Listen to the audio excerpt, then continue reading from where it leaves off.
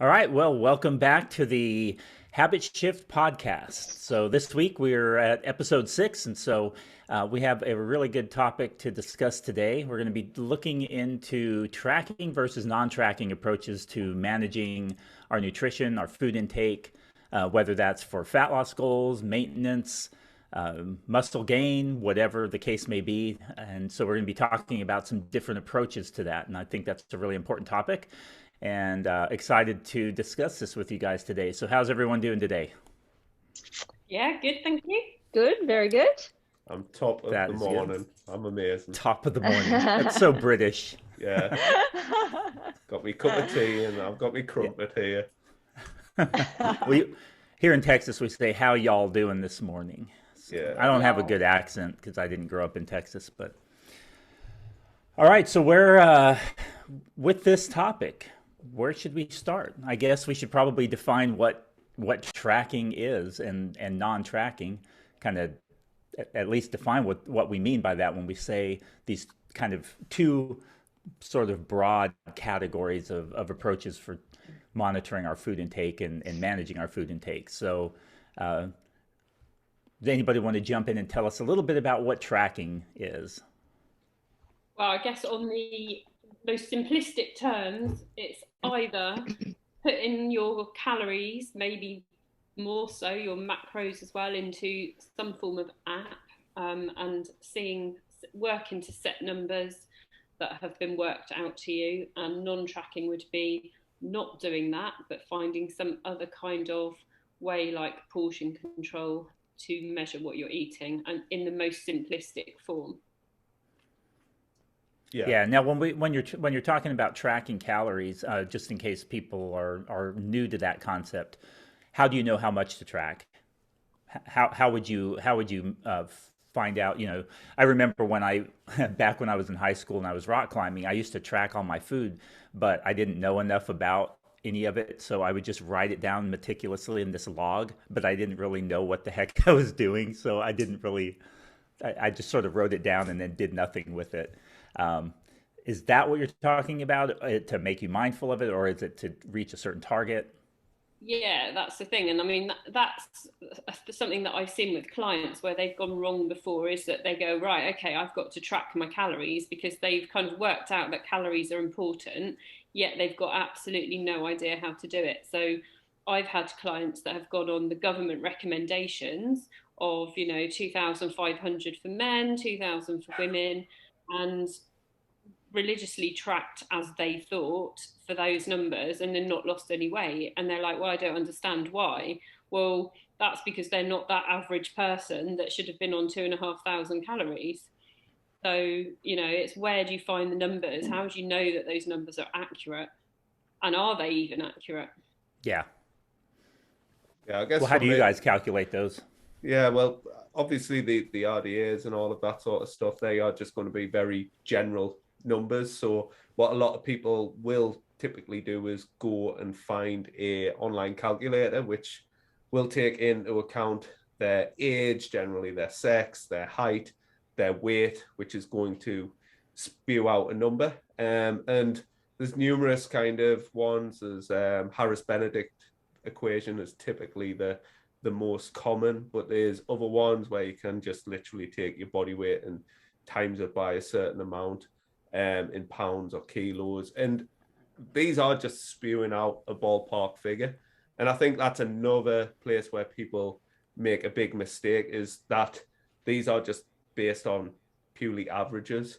And there's numerous things that are challenging within tracking. So you've got these numbers, but people are notoriously bad at tracking calories in the first place. And it's going to largely depend on the individual. Like, I'm very like IT driven. I like numbers. I think it's like what's known as a blue personality. So like, I like that sort of stuff, whereas a lot of people don't. And again, there is that kind of technology gap there. People using smartphones, understanding how to like input stuff, knowing how to organize their nutrition, how the feedback off the back of it. So there is a lot of kind of things going into tracking. So for some clients, I'm like, right, we now know these numbers. Like, what are we going to do about these numbers, and like how do we break those numbers into, as you said, macronutrients, and also how do we manage other things outside of tracking, so like dipping into the non-tracking approaches, like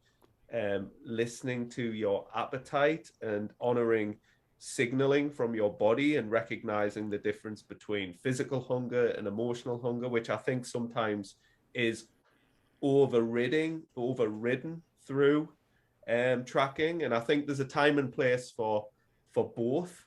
And I think that's something that we can explore as well. Yeah, I think people often go straight to tracking, don't they, when they haven't really got any of the basics done.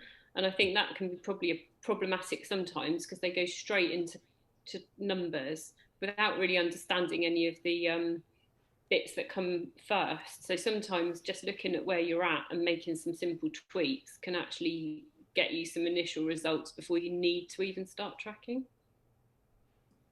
Yeah, I Yeah, that's a really remember. good point. Yeah, I remember when I first learned about calories, and I was a bit like Jeff. It was when I was really young, and he didn't even really know what calories really were. They were it was just something to do with food. And it wasn't until I got into working in the gym, and like probably Ian, we're used to, tracking because we've done it through our bodybuilding phases. So we're quite used to it. But in the beginning, it was something that I didn't really understand. And I think for most people, it's the same. They really don't know what calories mean.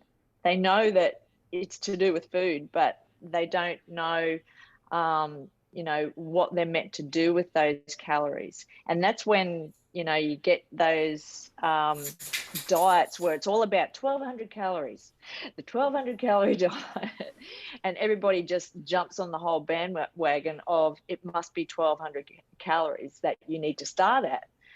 But it's just that basic understanding of that it's not just 1,200 calories for everyone. And as Ian said, it's about finding out what your calories are for you. And to do that, you need to find a calorie calculator, and all of the calculators will spew out a different number, but it's just something to start with, isn't it? It's not, there's no one number that is going to work for everyone. It's very dynamic, I guess.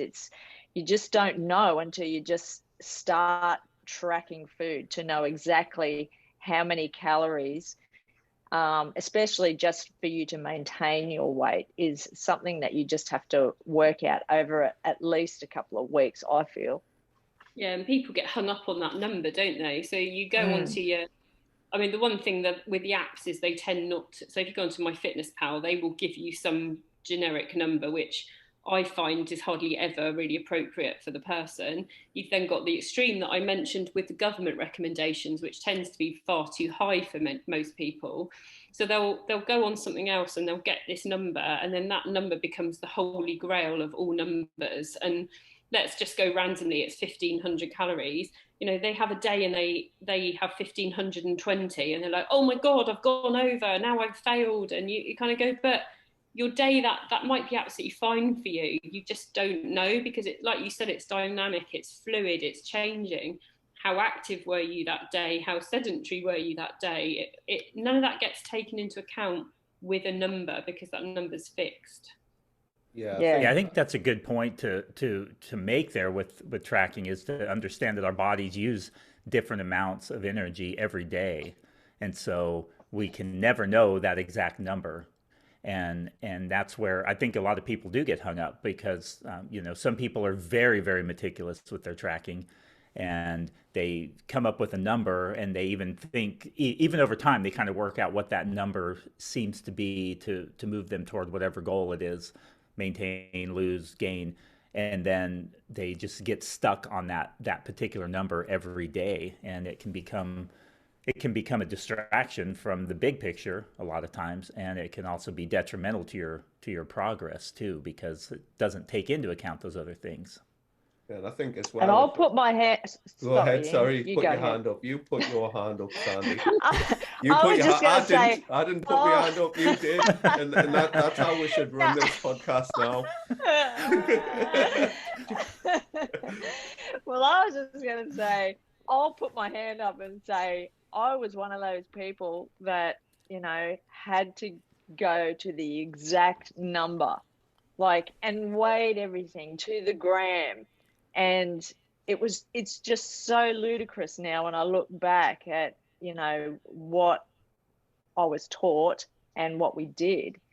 When now it's like, you really just need a calorie range, and you don't have to measure everything, right down to the gram and eat that exact amount every single day.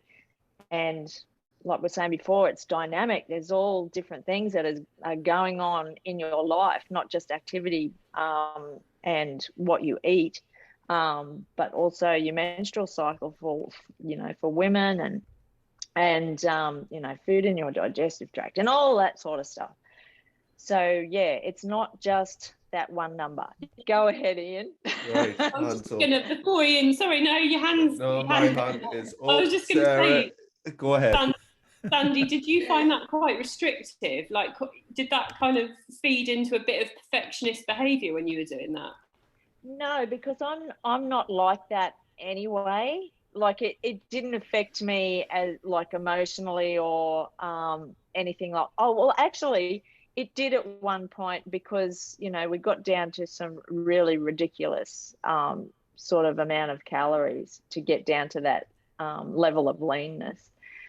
And when adjustments were being made by our coach, it was like 10 gram or 5 gram increments. That's how precise it was getting. And when you're in bodybuilding, I guess, it is a bit more stringent, but I still don't think, even after doing it myself and doing my own nutrition coaching through my own prep, I know that it doesn't have to be like that.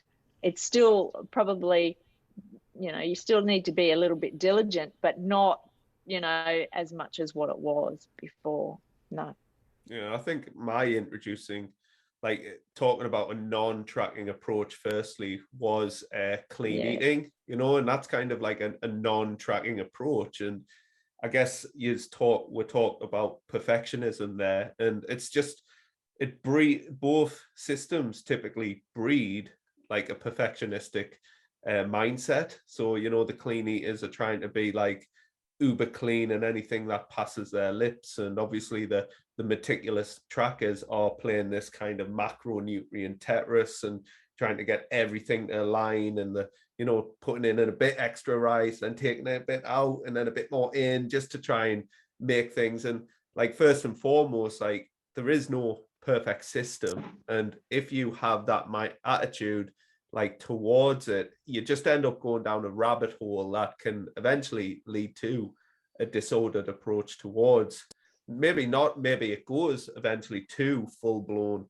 eating disorder, which we know these kind of practices, regardless whether it's tracking, whether it's non-tracking approaches, people take things to an extreme. And I know you've had experience in non-tracking approaches, Sarah, is that right?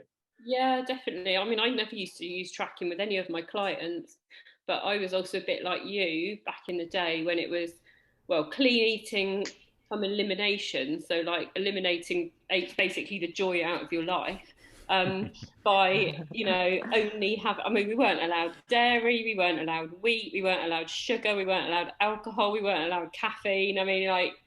It was pretty horrific. But the interesting thing is, and I never got it, because back then calories were calories don't count, and you're like, okay, calories don't count. So what I was allowed to eat were things like nuts, so highly calorific nuts. So I would be so hungry, I would be eating nuts like 10 o'clock. Oh, let's have some more nuts at 11 o'clock. Well, that's nuts at 12 o'clock, along with my green vegetables and my like plain chicken, because you couldn't have spices because, you know, that wasn't allowed. And I never lost any weight. Get that. Was your vegetables So, lathered in coconut oil?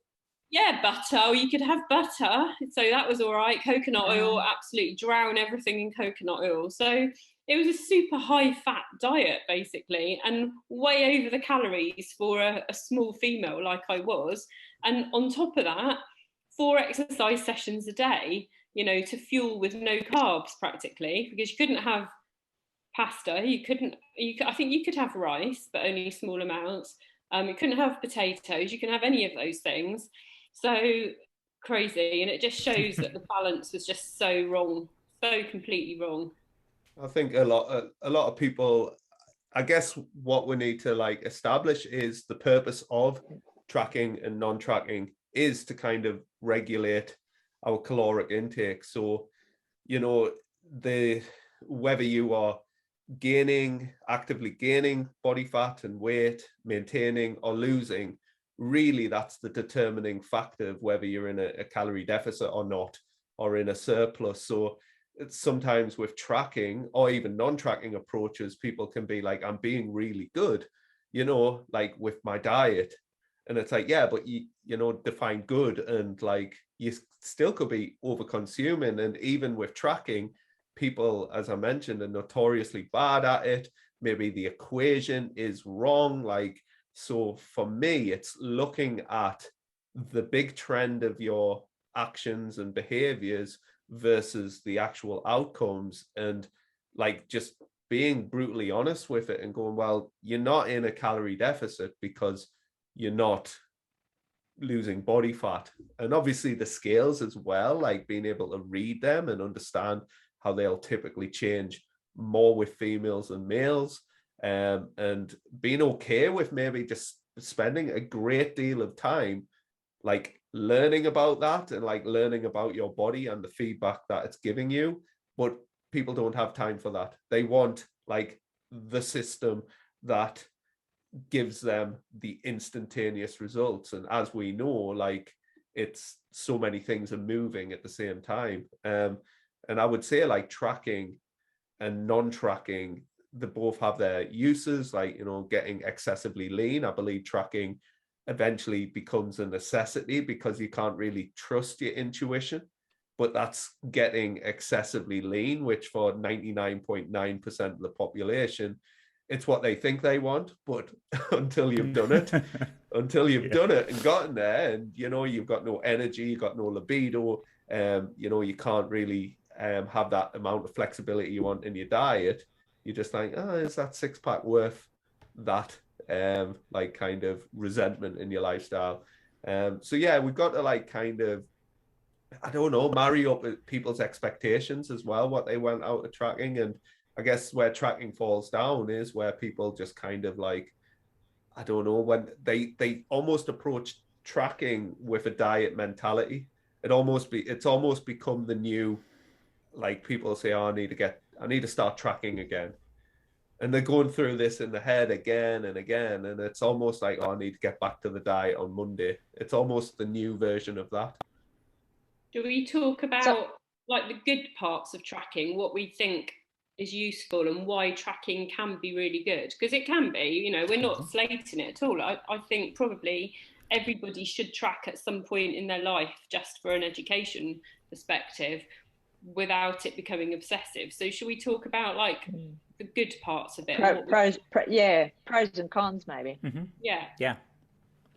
I would say personally, it has been a huge positive, like learning about obviously kind of how much you can eat of low calorie dense food and like fit it in within your macronutrients. Because if we have someone who has like a 2,000 calorie like budget, if you'd like, and daily average, like that can be very quickly filled with nuts, seeds, and you know, calorie dense oils, etc. But when we're talking about very low calorie dense vegetables and fruits and all of that sort of stuff, that can be like quite often like an overwhelming amount of food, and people are like, they feel a little bit kind of, it's like counterintuitive. They're like, should I be eating this much? And they're trying to restrict very calorie dense foods, and it's like, well, no wonder you're not feeling super satiated. So for me, it's been huge in that, and it's kind of allowed me to get to this place where I don't track. I haven't tracked in years, but primarily the base of my diet is still like protein, like leaner proteins and low calorie dense foods. Yeah, it can definitely be an educational kind of an experience for people, just like you were pointing out there, to kind of bring awareness to just the amount of food that you can actually consume within a day, and based on the types of foods that you choose to eat.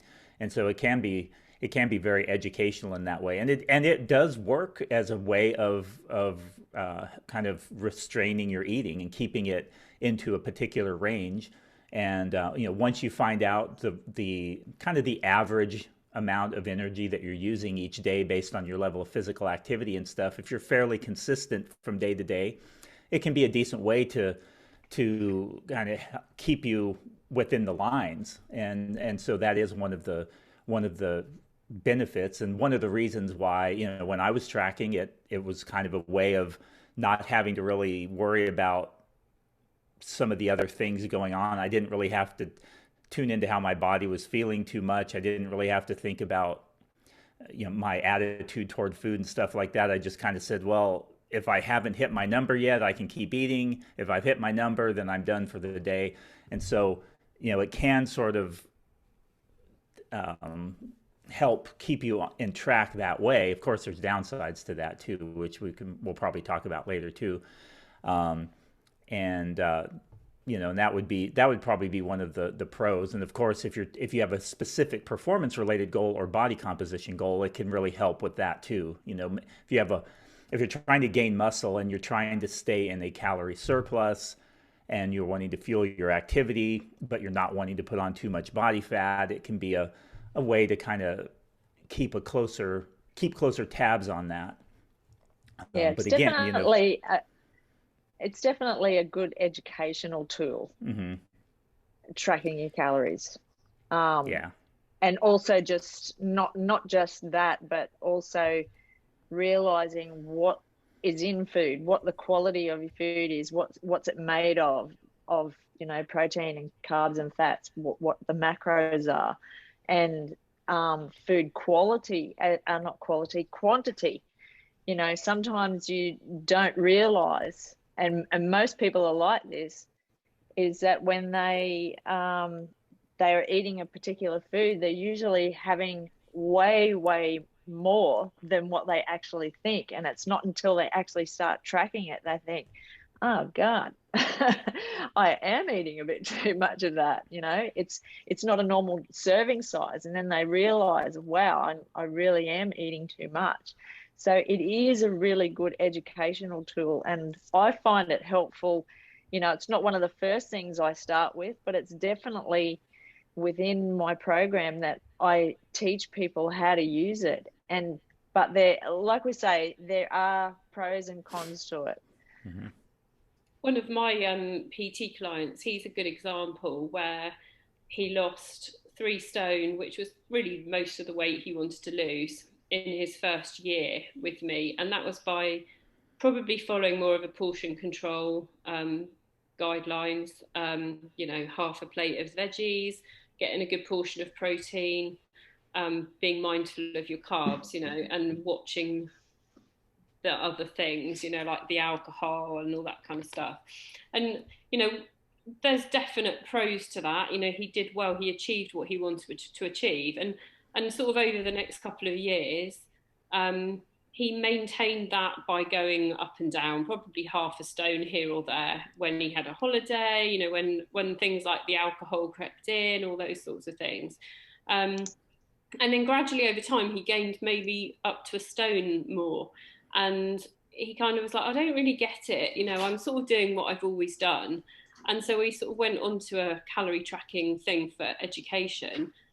And he was like, oh my God, I had no idea how many calories were in a pint of beer, you know, and I've had 5 pints, you know, and oh wow, you know, those crisps that I've been nicking when I've been having the 5 pints of beer, wow, that really adds up. And it was like just like a blew his mind as to Yeah. where that was. And I think the thing is that you could follow quite happily a portion control model for life, but what happens when you go out for dinner? What happens if you have a mixed meal, like a lasagna, for example, that doesn't fit into that portion control plate? You know, you have no idea how many calories there are in that, so you're kind of just guessing. And I think that's the thing, it's a lot of guesswork, whereas when you track, even though it's not 100%, you are getting a better idea. So I think it's really important to at least do that at some point in your life, so you do understand the foods that are super high in calories and perhaps aren't going to help you if you're trying to maintain your weight and eat a lot of them, versus the ones that you can have loads of, you know, like our fruit and veggies, and know I can fill up on that if I'm really hungry.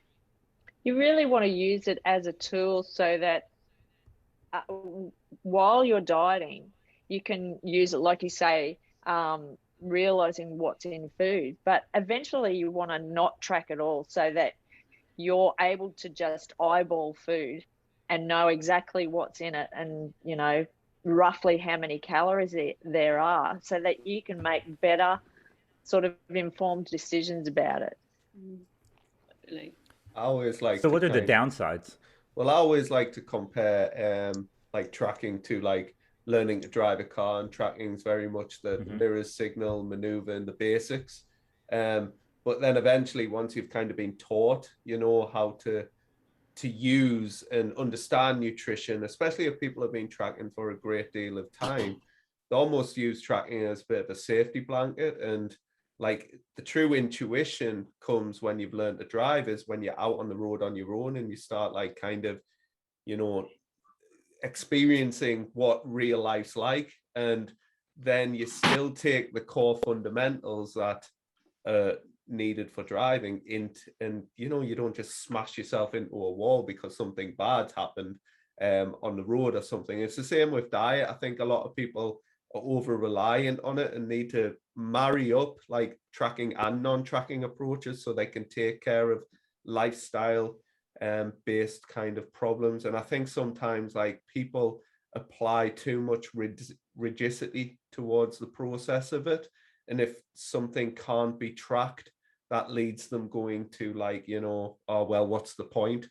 And it's like, well, you know, we can still appreciate the food that you're eating's got calories in. And if I've got clients that use my fitness pal or something like that, I'll still get them to kind of mindfully log that, but I'll be like, use the quick add function and just factor in, like, just say, right, that's, I don't know, 1,500 calories of my budget. But we don't look at it from a daily budget, we look at it from a weekly budget. And we also like assess, okay, then life's a bit busier right now, so maybe I'm going to not try and lose weight this week. Like, you know, eat at maintenance calories and accept that like this is a long game thing and I can't always be in a calorie deficit.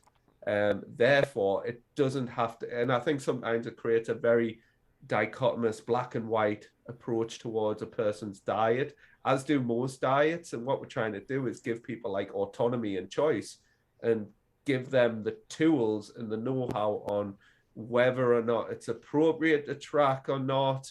And they can operate in their like, you know, when I work with people, like it's their diet I'm helping them with and the management of their diet. And yeah, we learning about basics, but also like how they apply to them. And I think that's the challenging thing with any diet, is like, how does it, like, how do you structure your diet given the situation that we're in? I think you just said there, Jeff, didn't you, the cons of tracking.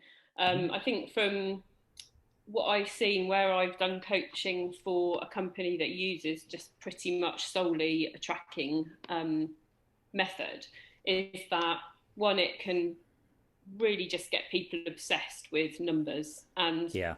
it's just a number at the end of the day. It's a start point. I think the other problem is, especially now with MyFitnessPal being probably the worst of all of them for an inaccuracy basis, because anyone can add anything on there. So you've got the whole of the world using it, and you can have, you know, a chicken breast in there 5,000 times. So which chicken breast do you choose? You know, is it the one for 200 calories? Is it the one for 400 calories? You know, it's quite difficult sometimes to get it accurate, and it isn't accurate. It's a starting point. But again, people become obsessed with those numbers.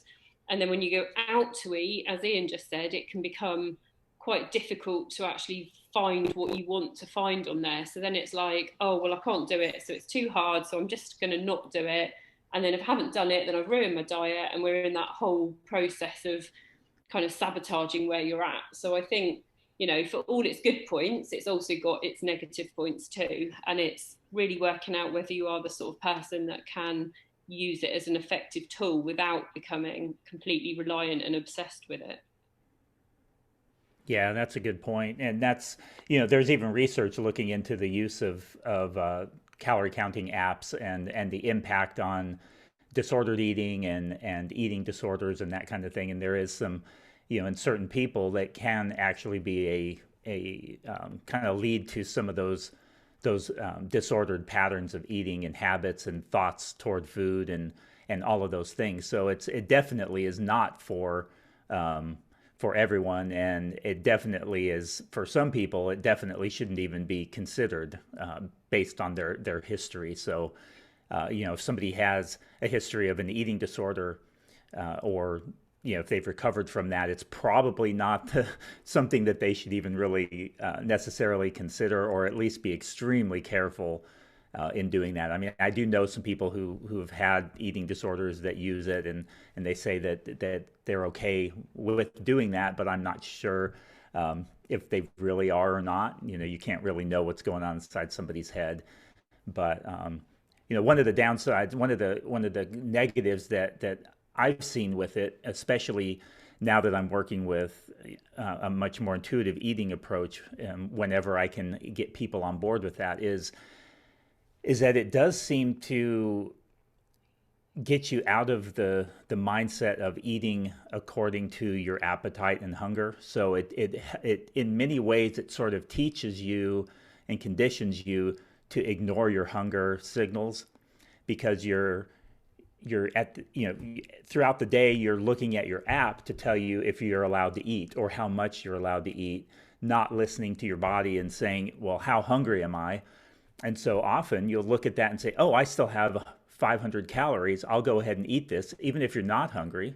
I remember doing that myself at times where I'm thinking, oh man, I'm not hungry, but look, I got 500 calories. I get to eat some more. So I go ahead and eat more. On the other hand, you might be really hungry because based on whatever you did throughout the day, maybe it was a particularly stressful day where you expended a lot of energy through fidgeting or moving around more, or stress because additional brain activity uses more energy, or maybe you were just more active and didn't even realize it, but now you're super hungry and you're saying, oh well, but I've already hit my target, so I'm going to drink diet soda, I can nibble on celery or something like that, even though your body's telling you it needs more energy, and you're kind of using the app to suppress that in different ways. And so have you guys experienced that too, with either yourself or with clients? And would you agree that that's kind of one of the downsides with that? Yeah, for me, numbers, again, people just focusing on a number. So Mm-hmm. I'm going to use the same number I used last time, 1,500 calories. So, like for breakfast, they've had some cereals, maybe they're sugar coated cereals. So they've used up 500 calories with a large helping of milk with it. They've had a sandwich for lunch, and they're approaching like dinner time with only 300 calories left. So it's like, what can I get for 300 calories? I can't go over. I can't even have 1,501 calories. So I'm just going to have 300 calories. And there's no thought about what those numbers are made up of. Where's your fruit and veggies? Where's your protein? Where's the satiating food?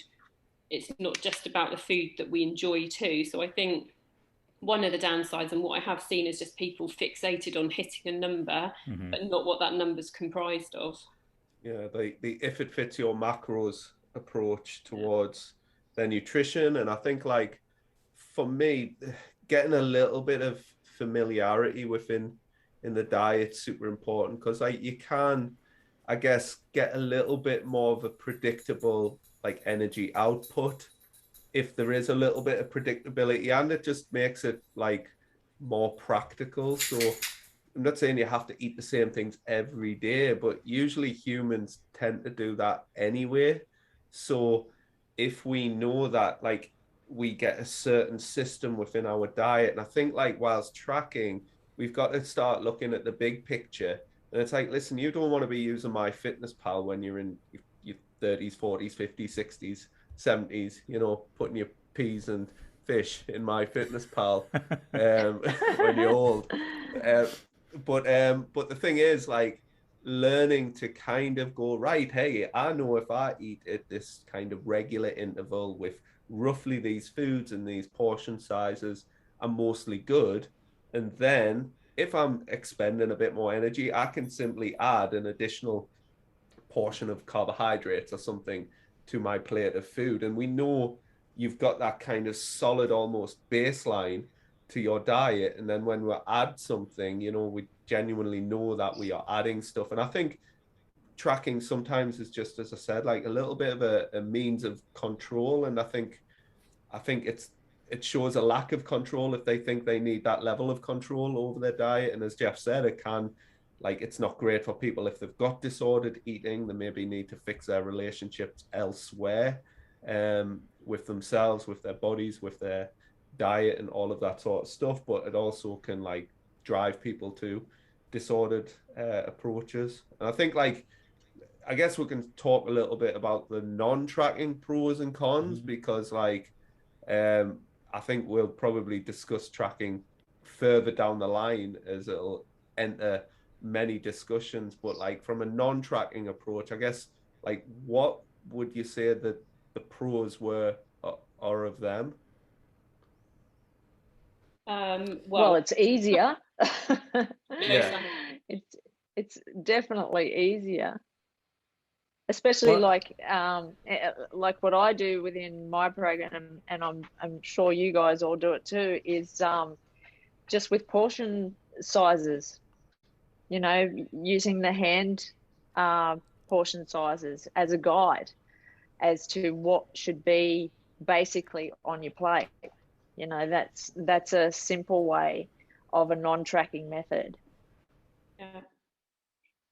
yeah, and well, what's interesting with that too is, you know, in some ways it's easier to not track, but in other ways it can be more difficult because of our food environment.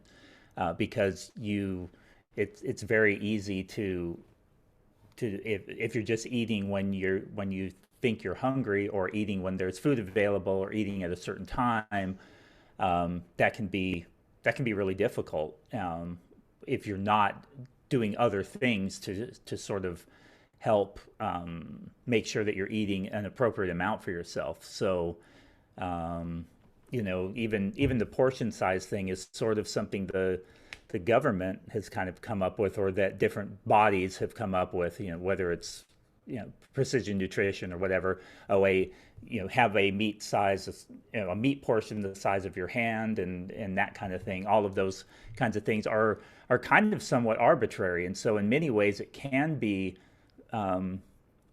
actually be a bit more challenging to navigate our food environment with a non-tracking approach.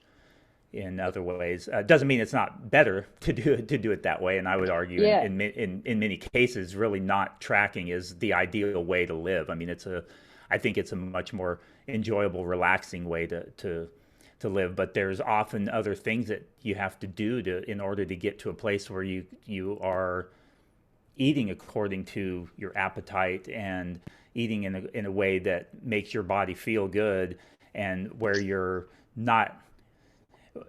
I guess it's basically how you approach things like really highly palatable foods, fast food, the sweets, and all of those things that are available.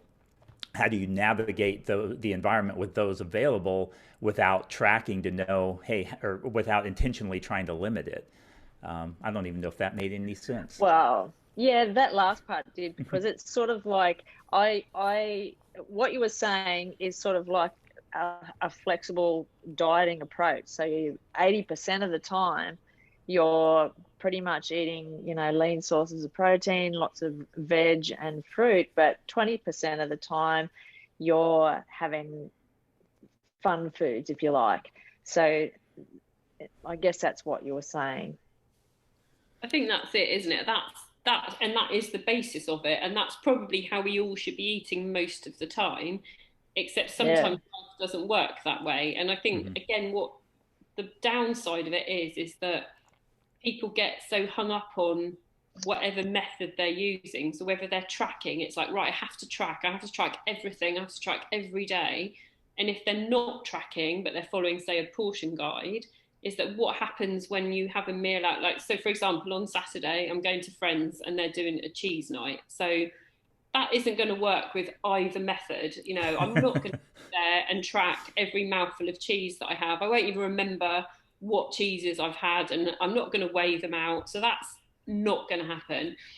Am I going to follow a portion guide? Well, no, because actually the portion guide shows one little piece of cheese probably, and that's not going to happen either.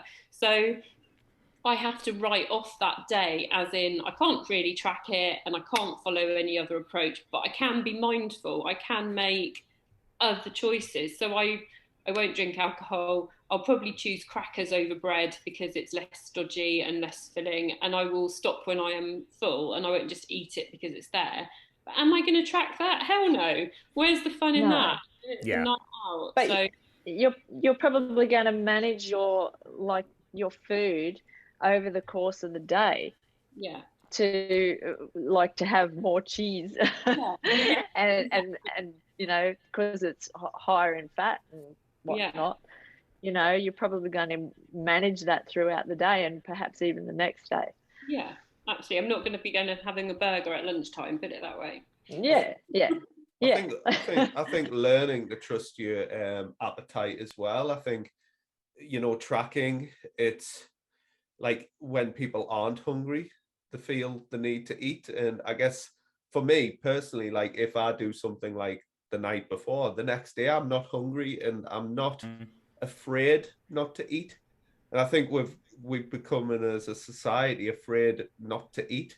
So I might, because I'm like I've got a hobby of bodybuilding, I will still have something protein based, and like we've got like a non-tracking approach of fasting, but again, people treat it as kind of a rigid like rule, and every diet they seemingly do, it's just different rules, and we know fundamentally we need to burn more calories than we intake to lose body fat. So it's different methods for different times. So like using a bit of intuition where it's more appropriate, tracking when maybe you feel that it is a useful tool, just to even kind of like, I call it like a little diet audit, so like sometimes you just go in a little bit deeper and like maybe you are just, things are creeping in a little bit. So you just bring that level of awareness to the top of your mind for a few days. And then you're just like, all right, yeah, God, I was being a bit silly with, my cheese servings and all of that sort of stuff. So it just kind of like reestablishes that. I've been tracking for I haven't tracked for numerous years, but I still got my fitness pal. And sometimes I might very occasionally bust it out just for like a meal, like how much protein's in this, how many calories is in this. But from my history of doing that, I've got like a fair amount of intuition, like from a non-tracking approach. Like the first thing I'm going for is protein. The second thing I'm going for is like literally filling my plate with vegetables, because I like to eat. I've got a strong appetite.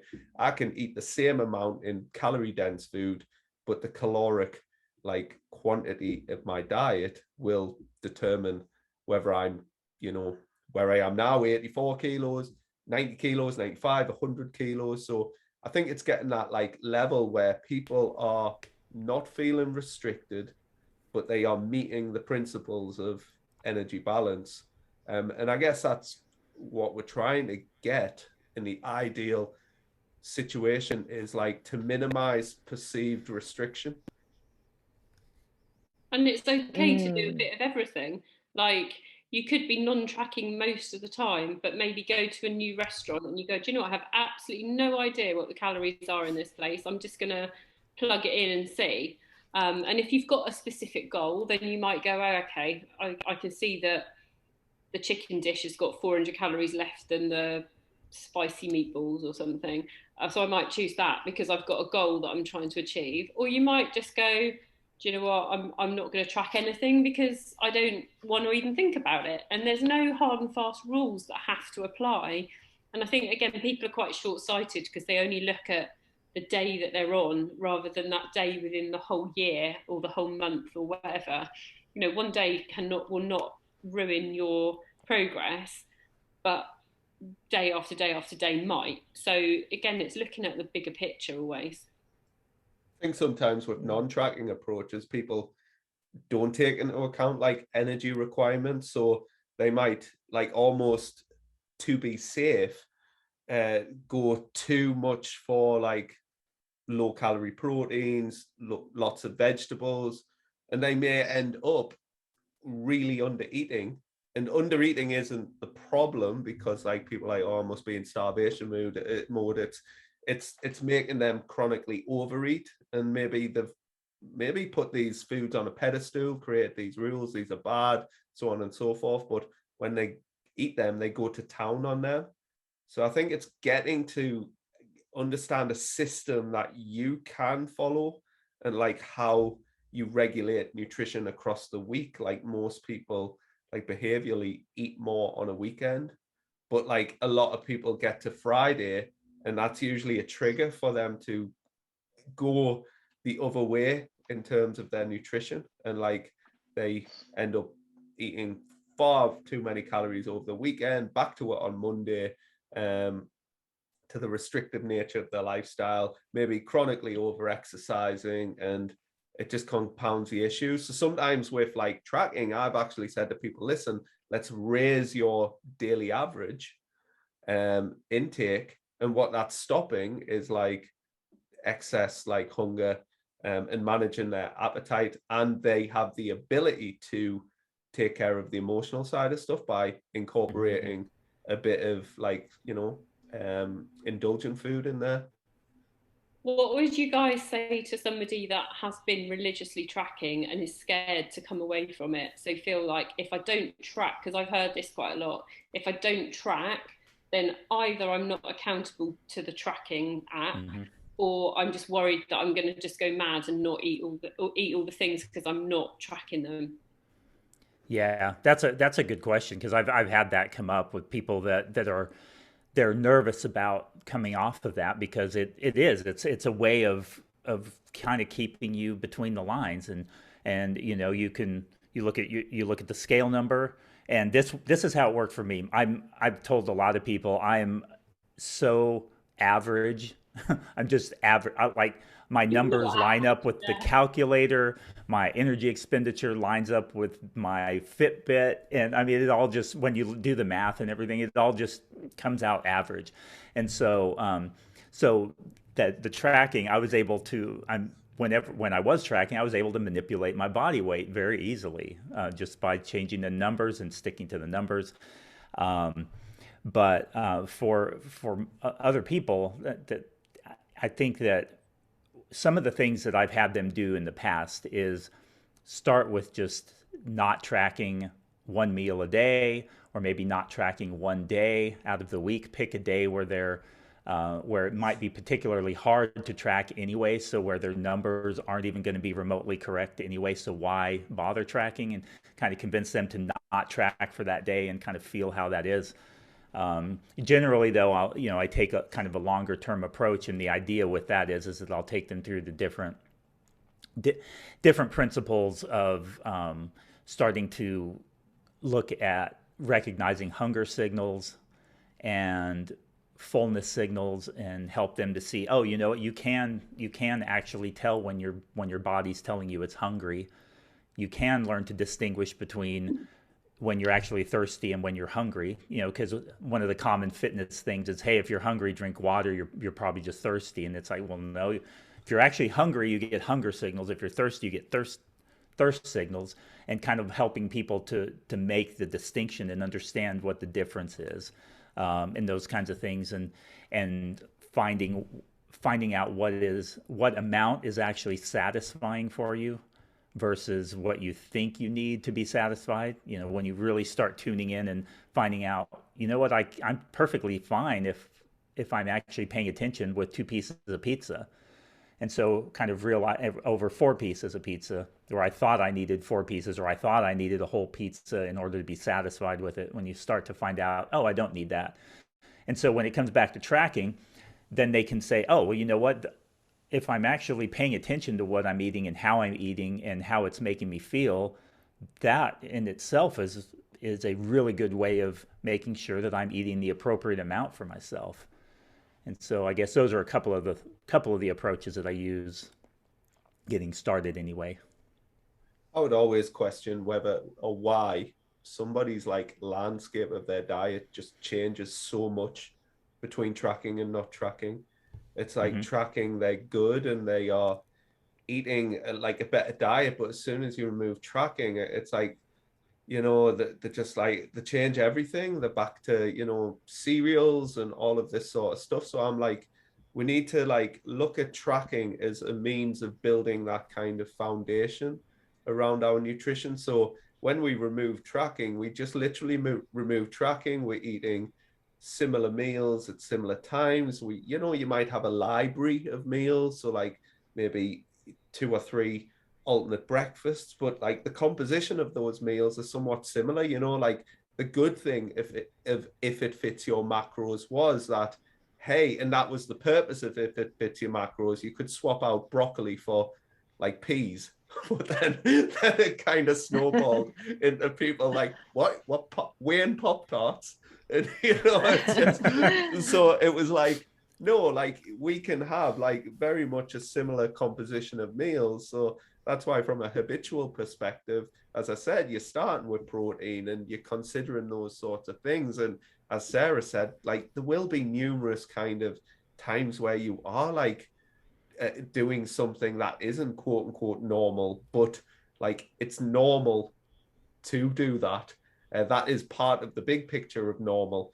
And what we want to do is like kind of just revert back to what we normally do. And you shouldn't hate what you normally do. You shouldn't resent your diet. You shouldn't like, you should build your diet based off your personal preferences and experiment with different food sources, different like, I don't know, seasoning and flavors and all of that sort of stuff. So you are met on a kind of, I guess a lot of people just assume, oh, you're going to be eating chicken, rice, and broccoli if you're doing an intuitive approach. But if you're not, you're going to be eating Pop-Tarts and whey. And it's like, can we meet in the middle a bit here, please? I think that's probably the best point overall, is that tracking is not a diet. And as you've just said, which is probably, I'd say, the most important takeaway for everybody, is that you find your fundamental diet based on principles of healthy eating, and you don't change dramatically from that. You just change it according to what you're doing that day, and not go, right, well, I'm not tracking, so I'm not on a diet anymore, because that's never going to get you anywhere. I guess for me, like intuition is learned from an individual perspective, and it's what we're taught from a very early age. And I guess it's challenging to undo a lot of those core beliefs around food and nutrition. So we've got to take each person as it comes, like as coaches. We're trying to work with them on a behavioral level, on an emotional level, and like they have to be almost in their head taking a bit of a leap of faith, stepping away from tracking or like introducing tracking, because a lot of people are just like, oh, I don't want to track. And it's like, yeah, but would this short-term investment like lead to long-term like improvements? Whereas some people, the first thing that they do when they feel they've had a bad like spell is like, oh, I'm going to start tracking again. And I've got clients and I'm like, do we need to do that? And they'll go back to tracking for a day or two and then they're very sick of it very quickly because it doesn't serve them anymore. And then we got to look at like the behavioral component. Yeah. I think one thing Yeah. with coming back a little bit to the getting away from tracking is we have to understand that some people, just like with many things, many habits, behaviors, different things, emotional eating, a lot of people have come to use these different techniques as ways of coping with different stresses in their life and managing different stresses in their life. And so it may be that somebody's using cooking as a way of kind of having some kind of control over a certain area of their life. And we don't necessarily want to immediately say, you know what, you need to just quit tracking altogether. It may be that we need to understand that that may be kind of a safety blanket for a lot of people in many ways, and say, you know, let's try and find some ways to help get you away from that, because I don't think it's healthy for you based on what we're, you know, the behaviors that we're seeing and stuff. But let's find other ways that we can help you feel like you're able to manage this area of your life, apart from tracking, and kind of make that gradual transition away from it. Because I think with anything, you know, emotional eating is the same thing. If somebody's using food as a way of coping with their emotions and you immediately say, don't eat emotionally anymore, you've just taken away this coping mechanism that they have in their life, and you haven't replaced it with something else. And it can have really damaging effects. And so I don't know. That's one of the things that I try and keep in mind when I'm dealing with somebody who has been tracking for a while or thinks that that's the best way, is say, hey, what if it's a safety blanket kind of a thing? That's where you got to really find other ways of, basically you're replacing one thing with something else, not just taking something away. And the same we do with food. I mean, we don't just say, hey, quit eating fast food. It's like, well, no, let's figure out what we can replace in there in your diet, add to your diet, that kind of thing. That actually fits in with, I did an emotional eating webinar the other night, and they were saying, you know, for a lot of people, food is a crutch. So you know, you've got a broken leg, you don't take that crutch away. You Exactly. find a load of other crutches that support as well as the food. You know, food can be a solution, but not the Mm-hmm. only solution. Yeah. So that's a bit like tracking, because we don't, you know, emotional eating can be a whole topic on itself. But Mm-hmm. when it comes to the tracking, non-tracking, you know, that's just one thing. It doesn't have to be the be all and end all.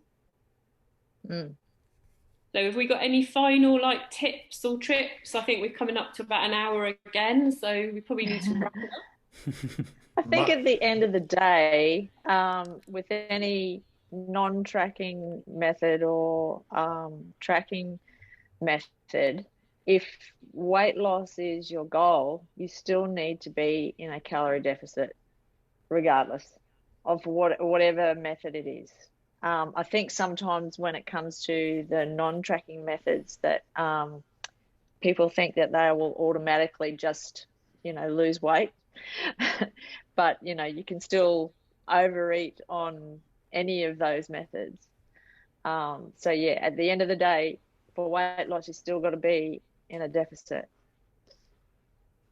yeah, Ian?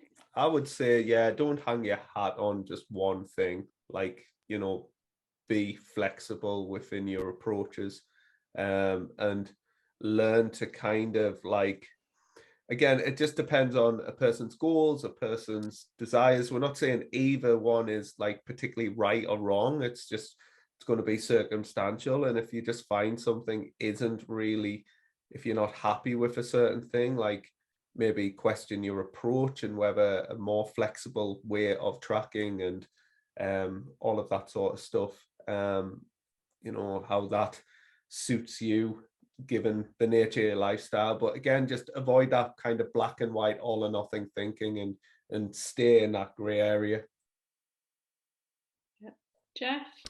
Yeah, I'd just say make sure whatever approach you're using aligns with your values, and that you and your goals, and that it's not making you that it's not adding anxiety or stress, because if it is, then it's probably not a good approach for you. So if counting calories and tracking is adding a level of stress to you or your family, I mean, you got to consider other people. We most of us aren't an island to where it doesn't, where the decisions we make don't affect anybody else. And so if it is introducing that stress to your life, then it may not be really the right approach for you. And so you definitely would want to find something where you can be as relaxed as possible around food, enjoy food, where it's not impacting your social life. And so that's kind of the thoughts that I would have on tracking versus non-tracking. Cool. And I think I would just say, I think I've said this before on other topics, and I'll probably say it again, but don't compare yourself to others. Because someone else is tracking doesn't mean it's right for you. Because somebody else is following a portion control plate doesn't mean it's right for you. So work out, I guess, a bit like what Jess just said, work out what is right for you, fits in with your life, and be flexible. You know, be okay to say that didn't work and try something else, but do what's right for you and not somebody else. So I think that probably concludes our chat today. And we look forward to speaking to you all soon. Yeah, definitely. And make sure that if you haven't yet joined the Habit Shift Facebook group, you can just do a search for that on Facebook, and love to have you join us there. And you can post questions in that group, and we'll be sure to answer those things. And so it's kind of a little bit of free access to 4 different coaches, which is kind of a cool thing, I think, anyway. Because I think these guys are at least halfway decent at what they do, right? Would you agree? We don't think you're average at all. Well, I'm average with the way my body responds to calorie intake. Now, just in that area, everything else is another discussion. And we'd also really love it if you could leave us a review on whatever platform you're listening to this on, because that really helps. Obviously, other people get to hear it too. And share us definitely. around, share us with your friends and family. But no, another good discussion, guys, and I look forward to next week's. Okay, bye. Bye.